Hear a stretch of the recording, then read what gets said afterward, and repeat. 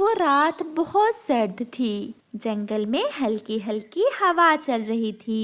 कालू कव्वे और गोरी कव्वी के घर की छत ऊपर से टूटी हुई थी। ठंडी हवा से उनका घर पूरी तरह ठंडा हो गया था। कालू जी, ऐसे सर्द मौसम में ऐसा लग रहा है जैसे हम एसी लगाकर बैठे हुए हों। कितनी बार कहा है घर की छत मरम्मत करवा दो, तुम हो के मेरी एक नहीं सुनते हो। आज तो मैं भी हार गया इस ठंडी हवा से। मैं कल ही लकड़हारे पक्षी के पास जाऊंगा और अपने घर की छत की मरम्मत करवा लूंगा। फिर जैसे तैसे रात भी गुजर जाती है। सुबह की तेज धूप ने ठंड को भगा दिया था।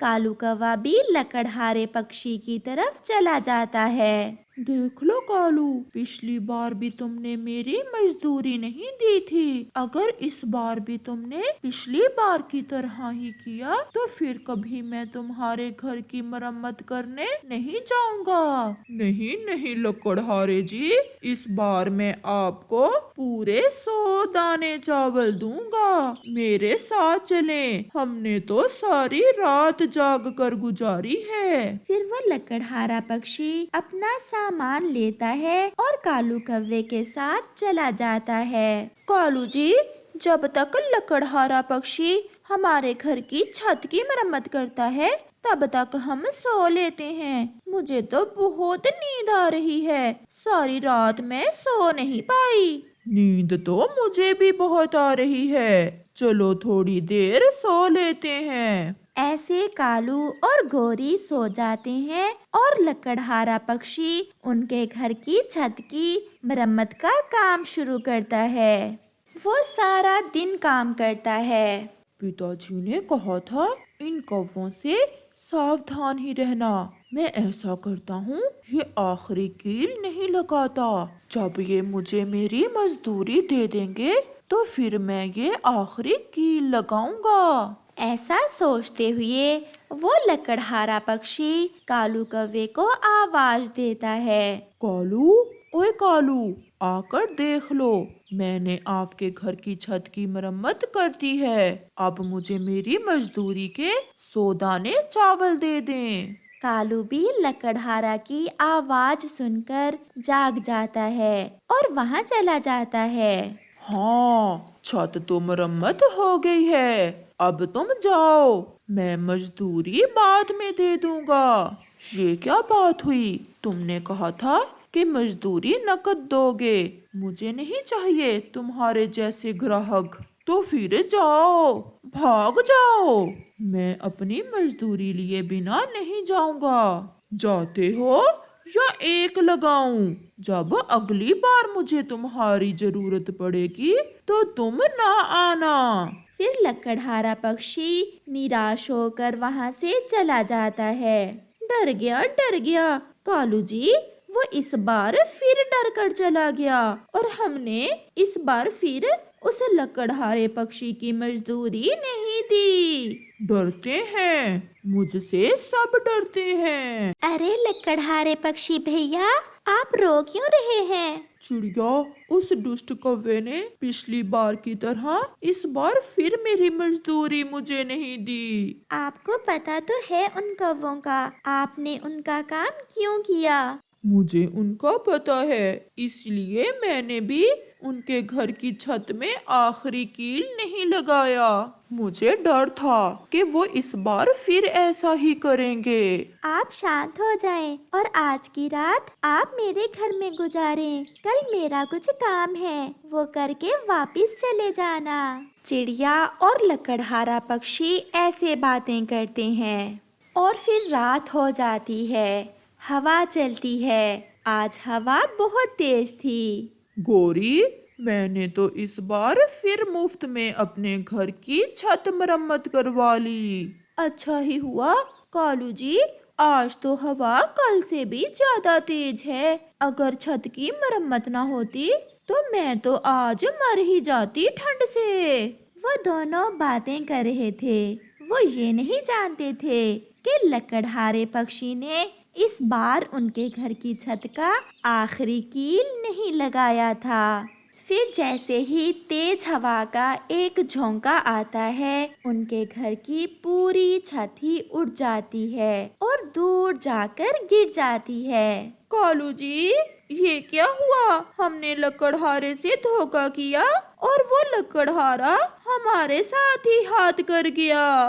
गोरी, अब तो ऐसी ठंडी रात में हम मर जाएंगे छत के बिना। अगर मुझे पता होता तो मैं लकड़हारे को मजदूरी दे देता।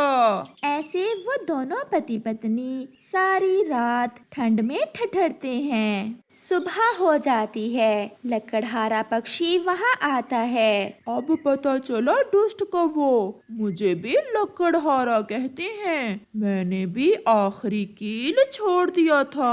अगर तुम मुझे मजदूरी देते तो फिर ही लगाता मैं वो कील। ऐसा कहते हुए लकड़हारा पक्षी वहाँ से चला जाता है। रुको रुको लकड़हारे, हमारी बात तो सुनो।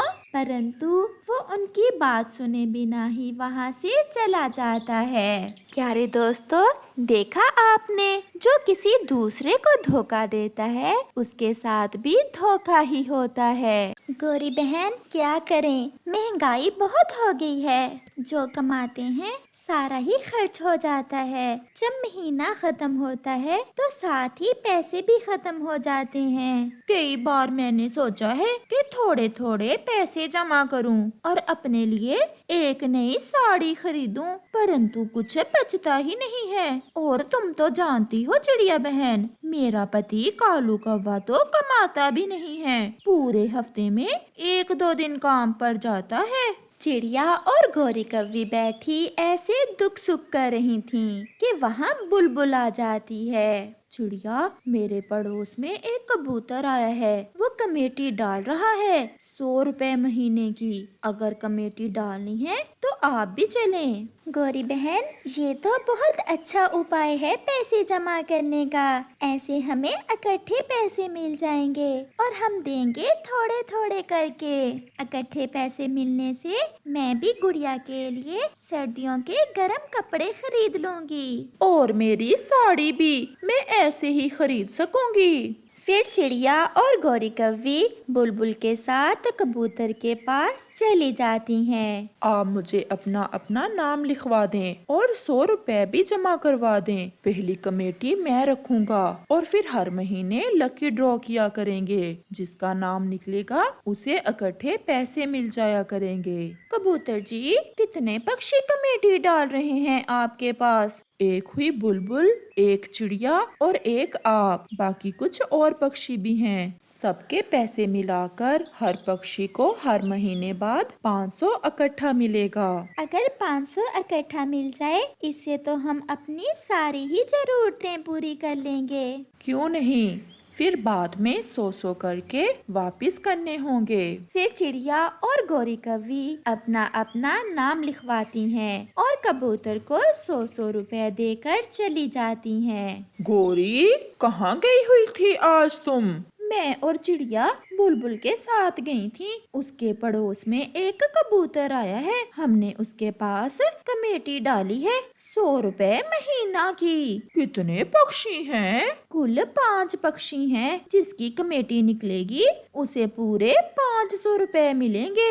ये ऐसे ही महीना गुजर जाता है। चिड़िया और गौरी कबूतर के पास जाती हैं। कबूतर भैया, कब होगा लकी ड्रॉ? अभी थोड़ी देर बाद। बस एक पक्षी और है, वो आए तो मैं पर्चियां डाल देता हूँ। फिर कबूतर पर्चियों पर पक्षियों के नाम लिखता है। वो सभी पर्चियों पर एक ही नाम लिख देता है, मोटो चील। फिर कबूतर पर्चियाँ गौरी, चिड़िया और बुलबुल के सामने रखता है। चिड़िया, इनमें से कोई एक पर्ची उठाओ। कबूतर ने तो उन सब पर एक ही नाम लिखा था, मोटो चील। किसका नाम है पर्ची पर? इस पर तो मोटो चील का नाम लिखा है।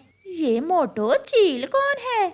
ये चील पहाड़ों पर रहती है। इस बार कमेटी उसकी निकली है। आपने परेशान नहीं होना, अगली बार आप में से किसी एक की ही निकलेगी। कितना ही अच्छा था अगर ये कमेटी मेरी निकल आती तो। चलो चिड़िया, अगली बार तो हम में से ही किसी की निकलेगी। चिड़िया, बुलबुल और गौरी कव्वी फिर से 100-100 रुपए देकर चली जाती हैं। ये पक्षी तो बहुत पागल हैं। इन्हें पता ही नहीं चला कि मोटो चील तो कोई है ही नहीं। अब मुझे यहाँ से भागना होगा, क्योंकि जितने पैसे मैंने इकट्ठे कर लिए हैं, इनसे मेरे सर्दियों के कपड़े तो आ ही जाएंगे। समय गुजरता गया और महीना फिर से गुजर जाता है। गौरी बहन, चलो जल्दी चलो, कबूतर ने आज फिर लकी ड्रॉ करना है। इस बार तो हमारी ही कमेटी निकलेगी। चिड़िया, अगर मेरी कमेटी निकली तो मैं तो सीधी बनारस वाले जंगल जाऊंगी और वहाँ से बनारसी साड़ी लूंगी। गौरी जल्दी चलो, कबूतर और बुलबुल हमारा इंतजार कर रहे होंगे। फिर वो दोनों वहाँ से उड़ती हैं। बुलबुल कबूतर के घर के बाहर बैठी रो रही थी। चिड़िया और गौरी कव्वी भी वहाँ आ जाती हैं। बुलबुल, तुम क्यों रो रही हो और ये कबूतर कहाँ है? बुलबुल, सब ठीक तो है ना? बुलबुल रोती हुई सामने कबूतर के घर के दरवाजे की तरफ इशारा करती है, जिस पर लिखा हुआ था, मुझे माफ करना पक्षियों, मेरे पास गर्म कपड़े नहीं थे, इसलिए मैंने आपको कमेटी का झांसा देकर धोखा किया। ये पढ़कर चिड़िया और गौरी कव्वी भी रोने लग जाती हैं। हम लुट गई चिड़िया। वो भाग गया, वो हमारी कमेटी के पैसे लेकर भाग गया, वो बुरा कबूतर। प्यारे दोस्तों, ऐसे कमेटी वाले हर गली मोहल्ले में होते हैं। अगर हो सके तो हमें इनसे बचना ही चाहिए। अगर कुछ पैसे बच जाएं तो उन्हें अपने पास ही जमा कर लें। आपका धन्यवाद।